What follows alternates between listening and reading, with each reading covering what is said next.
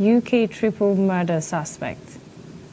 In sports, Gogi Yesu gets 4-year deal to lead Portugal national team. Good evening, I am Jennifer Ekpenyong, and the details. Political parties on Friday intensified efforts to meet the Independent National Electoral Commission's deadline for the submission of presidential and National Assembly candidates for the 2027 general election. The ruling All Progressives Congress formally submitted the nomination forms for President Bola Tinubu and Vice President Kashim Shettima through its national chairman, Professor Nintawe Yilwada, in Abuja for onward transmission to INEC. The submission confirmed Shettima's retention as Tinubu's running mate, bringing an end to months of speculation over a possible change to the APC's presidential ticket. INEC also confirmed receipts of presidential and vice presidential nominations for the African Democratic Congress, Nigeria Democratic Congress, Social Democratic Party, Action Alliance, African Action Congress, People's Redemption Party, and Young Progressives Party. Accredited election observers have commended the peaceful and orderly conduct of the Edo State local government election, noting that early reports from polling units across the state pointed to a transparent voting process. Governor Mando Paulo also expressed satisfaction with the exercise, describing voter turnout as encouraging and praising residents for conducting themselves peacefully throughout the election. Adbn correspondent Favor Zazowa reports. Eager to decide those who will lead their local councils for the next term.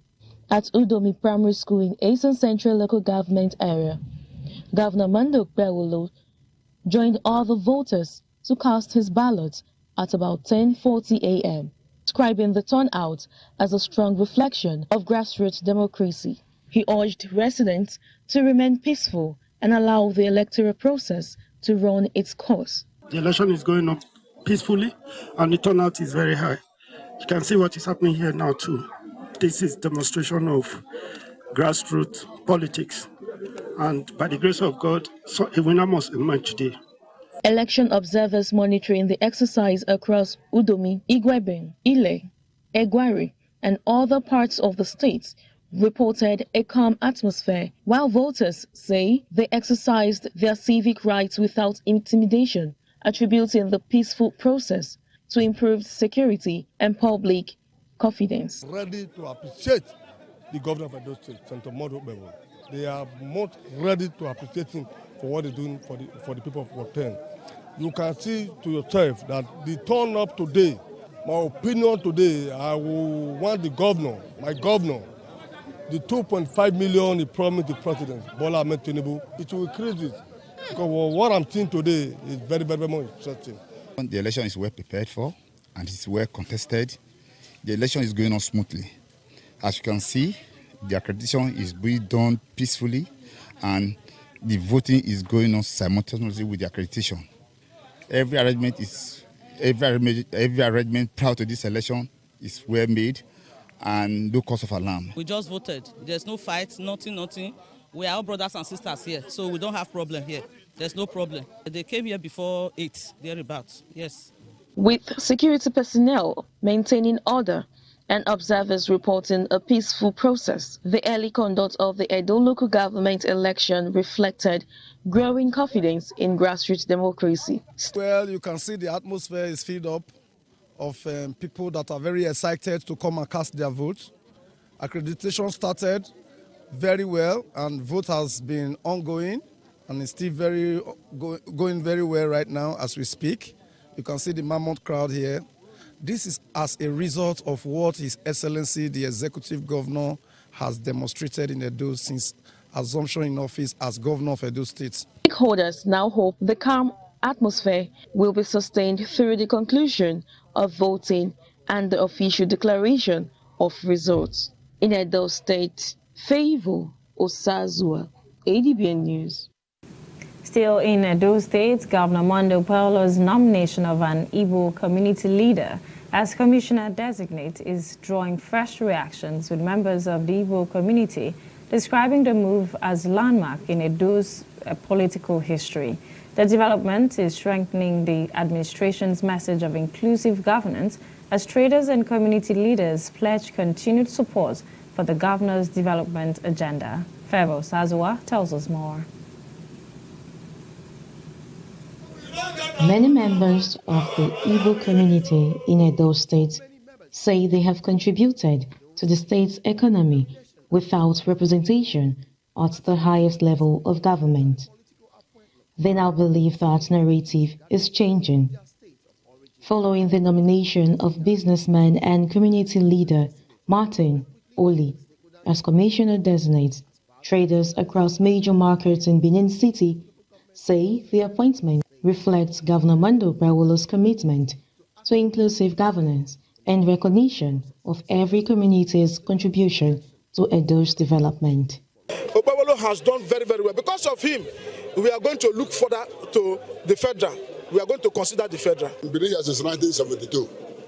Now the first time I heard that they make an Igbo man a commissioner in Edo State here. And in fact, I'm very happy. And with this, I didn't belong to APC, but because of this, I will go to APC. I will now be APC member, even from today. During an awareness campaign ahead of the local government elections, traders also commended the governor's effort in improving security and infrastructure, saying the improved business environment has restored confidence among residents. So as far as we are concerned as the chairman and Igbo in the Owelu Motors Papers, we are fully in support of everything that is concerning the APC government, and we are very thankful to Owelu government. Commissioner Designate Martin Oli urged members of the Igbo community to remain committed to the administration, describing his nomination as evidence that the government rewards competence and promotes unity across ethnic divides. This government is about inclusiveness. This is government of the people. Senator Okpebholo is showing oneness, is showing one Nigeria, not only saying it, he's demonstrating it. So I am happy, and you can see that my people are happy. We are at Owelu Papers, where you can see people jubilating that their brother, one of their illustrious sons, has been appointed commissioner. As Edo continues to promote inclusive governance, the growing support from diverse communities reflects a broader effort to strengthen social cohesion and ensure that development is driven by participation rather than ethnicity, reinforcing the state's vision of unity, shared prosperity, and sustainable growth. In Edo State, Favour Osazua, Adbn News. The federal government has launched a nationwide screening exercise to select a new batch of artisans for advanced technical training under the Skill Up Artisans program. It said the initiative is designed to assess the competence, eligibility, and practical experience of shortlisted candidates before admission into the next phase of the program. In a statement issued in Abuja, the Industrial Training Fund Director of Press and Public Relations, Mr. Thomas Ngo, said the initiative is part of efforts to develop a skilled workforce capable of meeting global standards and reducing reliance on foreign artisans in key sectors of the economy. According to the statement, candidates from the North Central, Northwest, and Northeast will be screened from July 14 to 17, while those from Southeast, Southwest, and South-South will undergo screening from July 21 to 24. The Universal Basic Education Commission says it has invested over 20.4 billion naira in teacher professional development and established more than 2,300 early childhood care development education centers to improve the quality of basic education in Nigeria. The Commission's Executive Secretary, Aisha Garba, made this known during a media chat in Abuja, stating that the interventions are aimed at strengthening classroom teaching, school leadership, and foundational learning across public basic schools. Garba also revealed that the federal government facilitated the mobilization of over 100 billion naira in previously unassessed UBEC matching grant by states and the Federal Capital Territory. Nigeria is not one size fits all. The challenges in basic education in Borno or Kano State is not the same with Lagos or Ekiti State. But meanwhile, that formula initially that was developed 20 years ago was one size fits all. So that has been changed. And because of that change, the 260 billion that was on access, it has now been accessed, and it's only 26 billion remaining.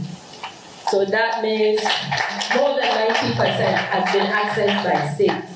And we're working with them to ensure that the funds are utilized effectively, and we're tracking digitally. Any school now has to have that minimum standard, which means it will come with perimeter fence, it will come with enough toilets for girls and boys, it must have solar, because it must have fans. There is no way we can still think the way schools were done in olden days, that's how it is right now. Everybody deserves a conducive environment to really learn. And because of that, all these new changes were introduced. For years, gaps in identity verification and limited access to public services have hindered Nigeria's drive towards a fully digital economy. To address these challenges, the National Identity Management Commission and the Nigerian Postal Service have formed a strategic partnership to strengthen the national identity system and expand citizens' access to government services. Here's the report. In a country of more than 200 million people, proving identity remains a challenge for millions, particularly in underserved communities. Strengthening the systems that verify identity is now seen as a key step towards improving access to government services and driving Nigeria's digital transformation. That ambition brought together the National Identity Management Commission and the Nigerian Postal Service in Abuja, where both agencies formalized a new partnership designed to strengthen Nigeria's identity ecosystem. The postcode system, when completed, adopted and utilized, provides the framework for addressing location intelligence, logistics, planning, emergency response, and citizen access to services. Individually, these systems are important, but together, they become transformational. It is a demonstration of our shared commitment to building an integrated national ecosystem, where identity and location work together to improve governance, service delivery, economic participation, and improve the everyday lives of Nigerians. The NIPOS NIMC collaboration complements the ongoing partnership, NPC, geared towards rolling out a system to assign a unique, machine-readable digital address to every addressable building in Nigeria. The Commission's engagement also extended to the Federal Ministry of Justice, where discussions focused on the implementation of NIMC Act and the ministry's role in strengthening the legal framework. This supports extradition proceedings, international criminal justice cooperation with the Interpol and UNODC, and recovery of stolen assets through authenticated identification verification. It's important that we key into it, especially because of the benefits in, advancing the anti-corruption drive of Mr. President. You have to go around. You also have to sensitize members of the public, to know what this act promises and to allay the fears of those who are averse or who are afraid that something will happen. Of course, something will happen. If the law comes into existence, and it has come into existence, let everybody know. Ultimately, the success of Nigeria's digital economy will depend on the strength, security, and trustworthiness of the identity system that underpins it. Jesse Morris, Adbn News. The Senate Committee on the Niger Delta Development Commission has given Nembe Exploration and Production Company Limited 2 weeks to explain the alleged non-remittance of $71.64 million and 30.74 billion naira in statutory contributions to the NDDC. Chairman of the committee, Senator Sukwa Ekpenyong, said only the company's managing director or chief executive officer would appear before the panel, while directing the NDDC to submit a list of oil companies that have complied with their statutory remittance obligations.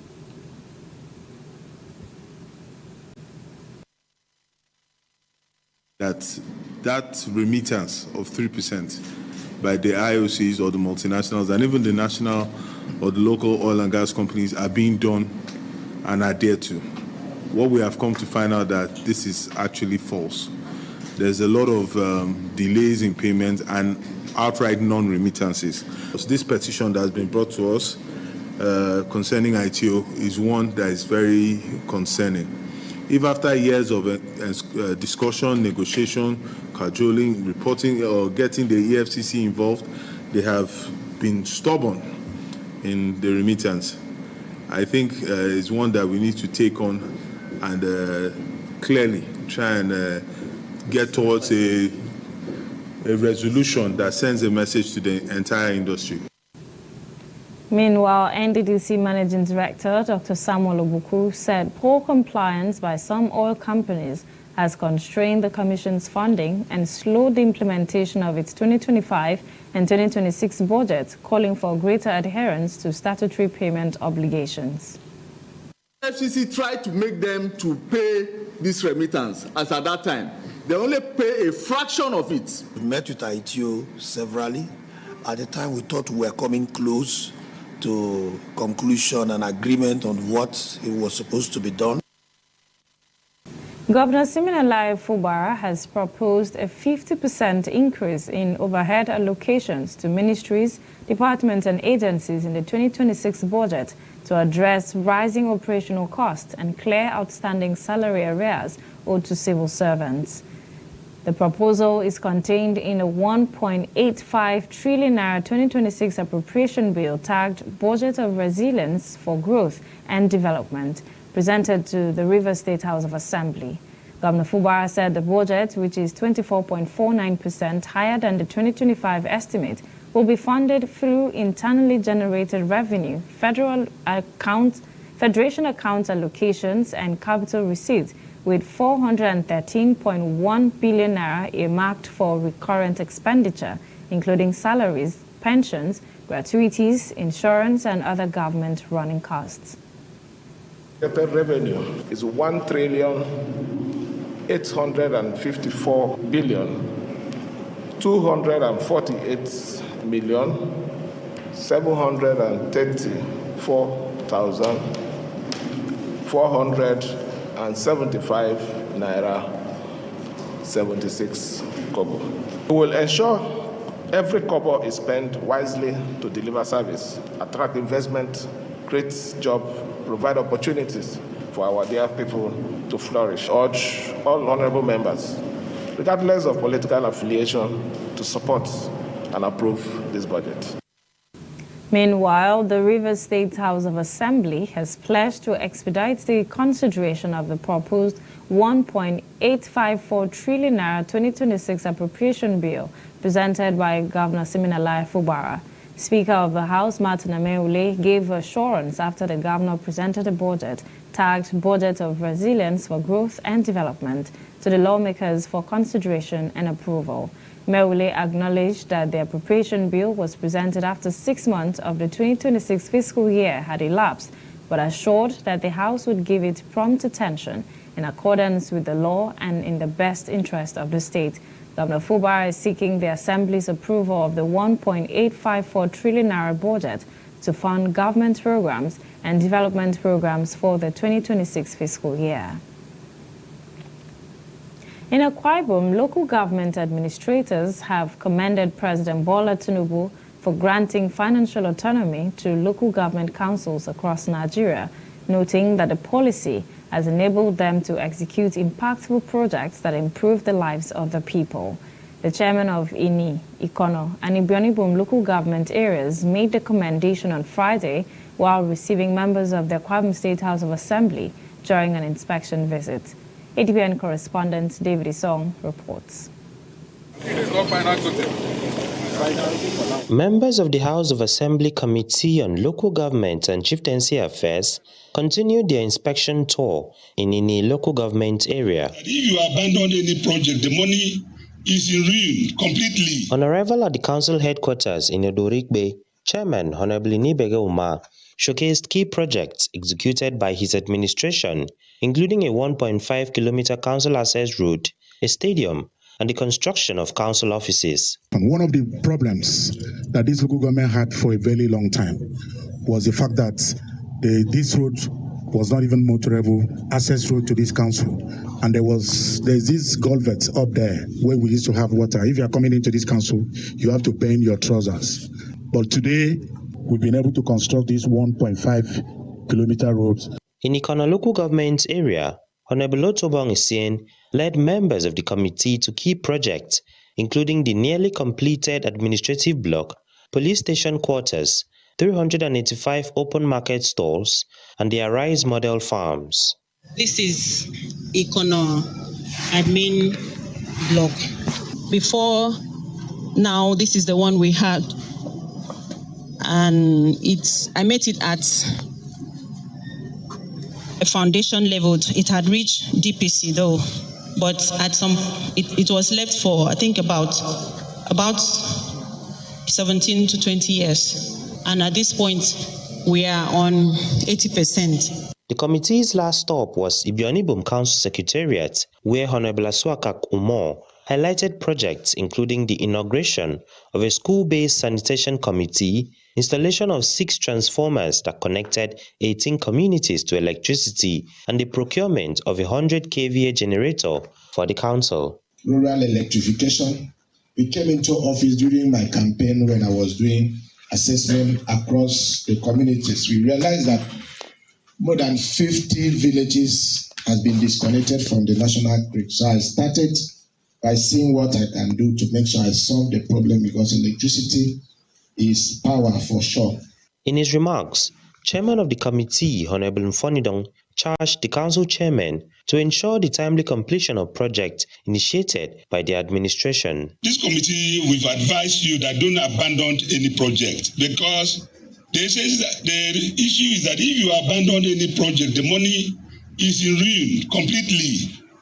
Target the projects that you will complete, finish it, and give it back to the people. David Isong, Adbn News. The Akwa Ibom State government has revealed that it has so far saved over 200 billion naira, enabling the administration to execute major projects without borrowing. Speaking during a courtesy visit by a participant in the Federal Permanent Secretary's procurement retreat in Uyo, Governor Moino added that the government has digitized recruitment, procurement, and gratuity payment. He urged permanent secretaries at both the federal and state levels to strengthen collaboration to attract more development opportunities and improve service delivery for Nigerians. Here in Akwa Ibom, one of the early things we did was to strengthen our public procurement law and to ensure that we scrutinize our public procurement policies and then make sure that we save the government funds. We've established in my office a team that works with the public procurement of the state to ensure that we vet and we look at all our bids and match it against our in-house estimates. And that in itself, in the last 3 years, has saved us over 200 billion naira.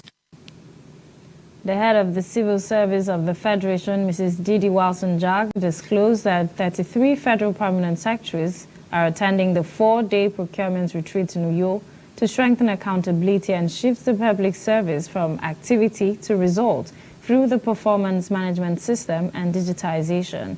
She commended the administration's commitment to clearing inherited gratuities and pensions, recruiting personnel, strengthening human capacity, and embracing digital governance. Under the leadership of Bola Ahmed Tinubu, GCFR, President and Commander-in-Chief of the Armed Forces, the federal government is advancing a whole-of-government approach to reform. Our conviction is simple. Nigeria cannot have a strong civil service except the federal, state and local government public services work in alignment. Indeed, citizens do not distinguish between federal, state, and local government when they seek public services.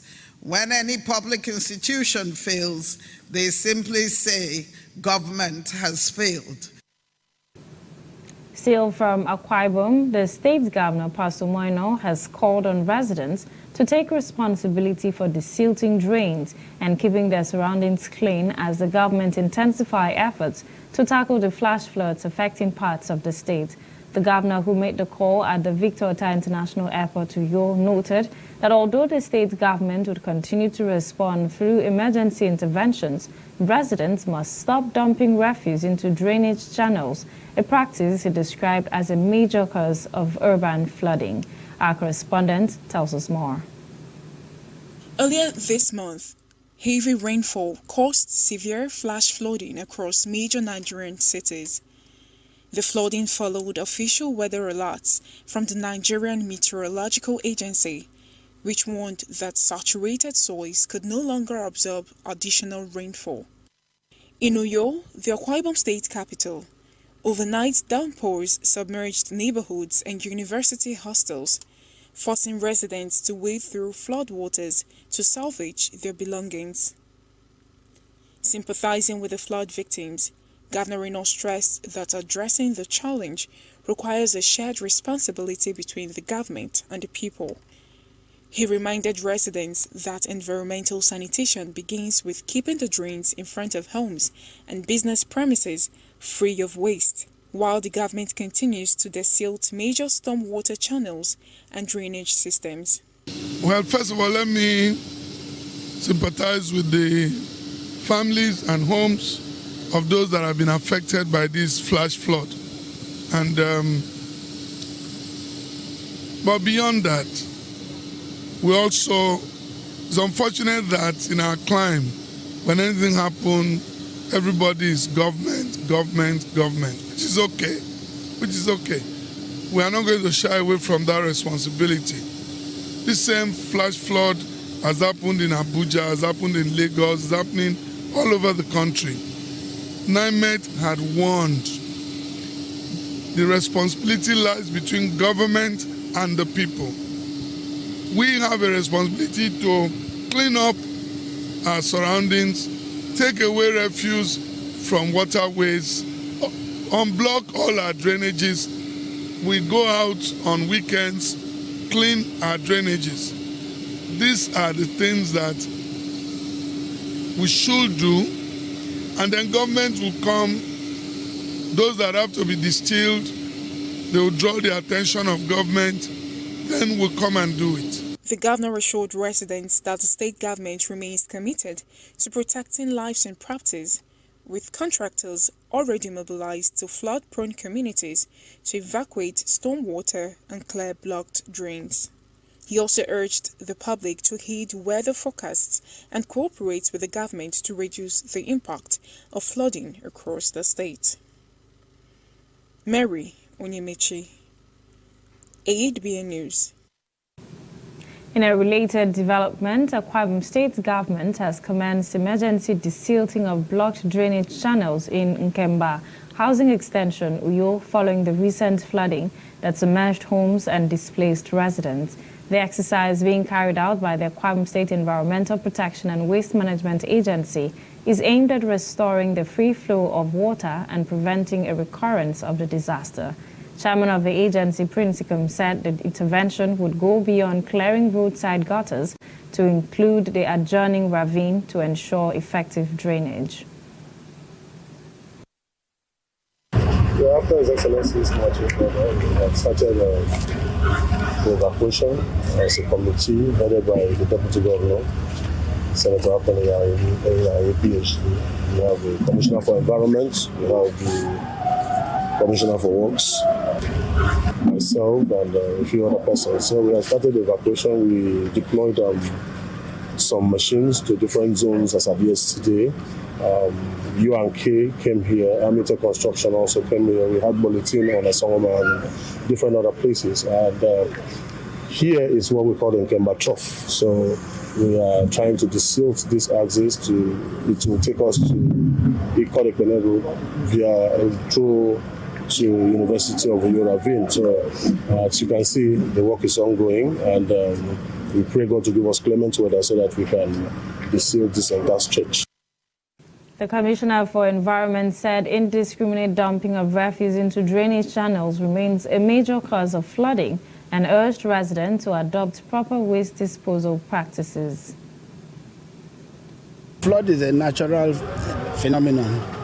There will always be floods when there is heavy rain.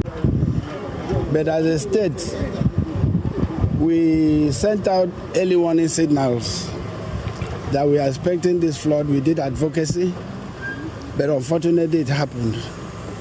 So what we've noticed is that we need to deseal the drains, and as we are progressing, we find out that more than 80% of areas that are flood prone is due to people dumping waste in the drains, mostly plastic waste and so on.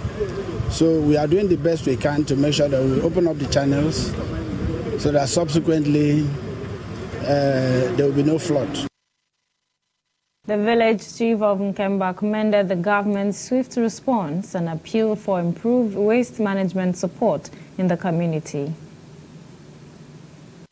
First and foremost, I would like to thank the state governor for listening to our cries. I also thank Prince Ikam for spending sleepless nights to ensure that this work commenced. The major problem in this community has always been this drainage channel. It leads into the ravine at the University of Rio, but it became blocked and eventually rose to the same level as the road.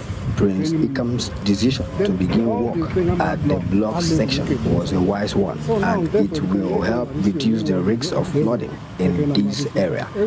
I also thank the governor for providing the equipment for this project. Finally, I advise residents to stop dumping refuse into the drains, and I appeal to the state government and the Ministry of Environment to provide waste disposal sites.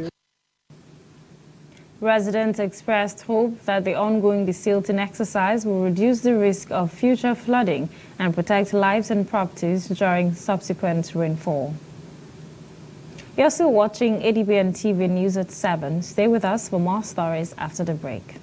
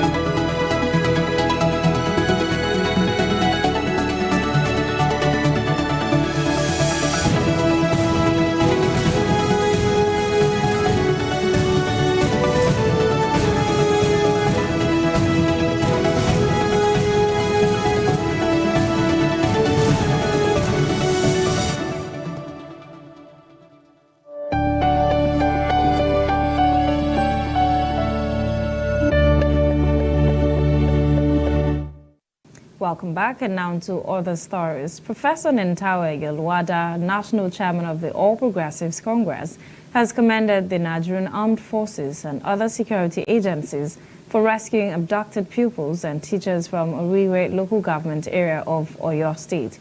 In a statement by his media aide, Abimbola Toki, Yelwada praised the professionalism of the security agencies and the collaboration between the federal and Oyo State governments, describing the rescue as a boost to ongoing efforts to tackle insecurity. He He also sympathized with the victims and their families, urging Nigerians to continue supporting security agencies with credible information to combat kidnapping and other crimes. Meanwhile, Oyo State Governor Seyi Makinde says the state government will prioritize the rehabilitation and reunion of the pupils and teachers rescued from captivity in Orire local government area after spending 56 days in the hands of their abductors. In a statement posted on his X handle on Friday, the governor said the rescued victims would receive the necessary care and support to help them recover from the physical and emotional trauma they have endured during the period of their abduction. Makinde said the government's immediate focus is to reunite the victims with their families and ensure they undergo proper rehabilitation. He also praised the security agencies for their bravery, professionalism, and commitment during the rescue operation, while paying tribute to personnel who lost their lives in the course of securing the victims' freedom. The Gombe State government has commenced an investigation into the collapse of a section of the entrance canopy at the construction site of the new State House of Assembly complex, following an accident that left one worker dead and 7 others injured. The incident occurred on Friday at the project site, where emergency response measures were immediately activated. In a statement signed by the Permanent Secretary, Ministry of Works, Housing and Transportation, Danladi Adamu, the government said 8 workers were involved in the accident. According to the statement, the 7 injured workers were taken to hospital for treatment, with 5 admitted to Gombe State Specialist Hospital and 2 receiving care at the Federal Teaching Hospital, Gombe. 4 residents abducted during a kidnapping attack in the Yellow House area of Mbappe, Abuja, have been rescued by operatives of the Federal Capital Territory Police Command following a gun battle with the suspected kidnappers in Jikoko Hills. The FCT Police Command said the victims were rescued after security operatives launched a swift operation in response to a distress call received at about 10:40 p.m. on Wednesday, reporting that armed kidnappers had invaded the community and taken 4 residents hostage.